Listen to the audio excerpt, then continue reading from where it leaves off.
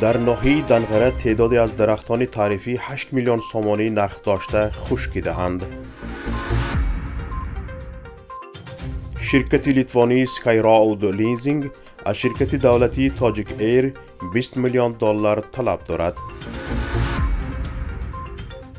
امام علی رحمان با یک سفر کاری برای شرکت در جلسه مشورتی سران کشورهای آسیای مرکزی به قرقیزستان رفت. سازمان ملل متحد گرسنگی عمومی در جهان را پیشگویی کرد. در ناحیه دنغره تعداد از درختان تعریفی 80 میلیون سومانی نرخ داشته خشکیدند. این درختان در باغ پرچم ملی دنغره بودند که همگی یک سال پیش ماه ایون سال 2021 رئیس جمهوری تاجیکستان باز کرد.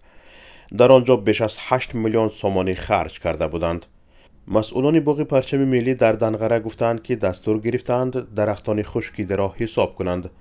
میدان پرچم در دنغره 3 هکتار را تشکیل داده در آن حدودی 9000 درخت شنانده اند. بیش از 600 تای آن به قول مسئولان ناحیه درختان آرایشی نادر هستند. بار اول نیست که پس از افتتاح چنین مکانها درختان خشکیده یا ساختمان آرایشات ویران می شوند. 8 ماه پیش در ناحیه مومن آباد پایه پرچم ملی را کشادند ولی بخش‌های از این مکان ویران شده است. شرکت لیتوانی سکایراود لیزینگ از کارشریکش شرکت دولتی تاجیک ایر 20 میلیون دلار طلب دارد. هواپیماهای تاجیک ایر از سال 2019 به این طرف از پرواز مانده اند.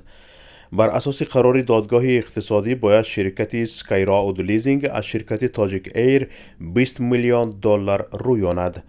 در همین حال شریف نورزاده یک مسئول خدمات اجرایی تاجیکستان روز 20 ایول ضمن نشست خبری به خبرنگاران گفت که وابسته به اجرای سند دادگاهی پر عملهای اجرا گذرانده شد. صورت حسابهای تاجیک ایر تحت حبس قرار دارد.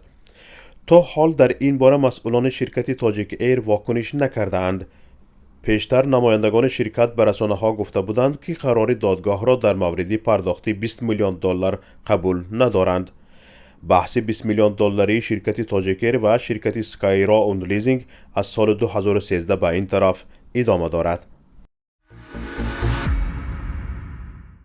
امام علی رحمان رئیس جمهوری تاجیکستان صبح امروز با یک سفر کاری برای شرکت در جلسه مشورتی سران کشورهای آسیای مرکزی به قرقیزستان رفت. بنا به اطلاع دفتر مطبوعاتی رئیس جمهور در این سفر رئیس جمهوری تاجیکستان را وزیر امور خارجه، وزیر نقلیات و دیگر افراد رسمی همراهی می کنند. نشست چهارم مشورتی رهبران کشورهای آسیای مرکزی امروز 21 ایول در شهر چالپان آتای ولایت اسیغکول قرقیزستان برگزار می شود. در این نشست رئیس جمهوری تاجیکستان امام علی رحمان، رئیس جمهوری ازبکستان شوکت میرزیویف، رئیس جمهوری قزاقستان قاسم جومرت توقایف، رئیس جمهوری ترکمنستان سردار بیردی محمدوف و رئیس جمهوری قرقیزستان صدر جاپاروف شرکت می کنند. سازمان ملل متحد جامعه جهانی را از خطر گرسنگی عمومی، بی‌ثباتی سیاسی و مهاجرت بی‌نظارت هشدار داد.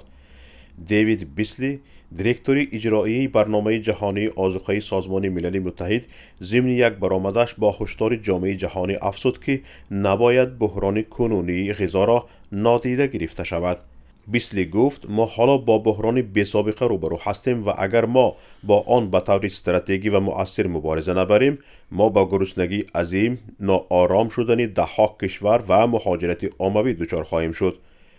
بیسلی تخمین زد که سال آینده میتواند از امسال خیلی بدتر باشد و همچنین اقرار شد که در 16-12 ماه آینده جامعه جهانی به دلیل بالاروی قیمت مواد غذایی به مشکلات دچار خواهد شد. بعد از این اگر مشکل حل نشود میتواند جهان را نرسیدن غذا فرا گیرد. به گفته بیسلی وضع از جمله به دلیل محدودیت انتقال نیروهای مینرالی از روسیه و بلاروس به بازارهای جهانی شدیدتر شده است.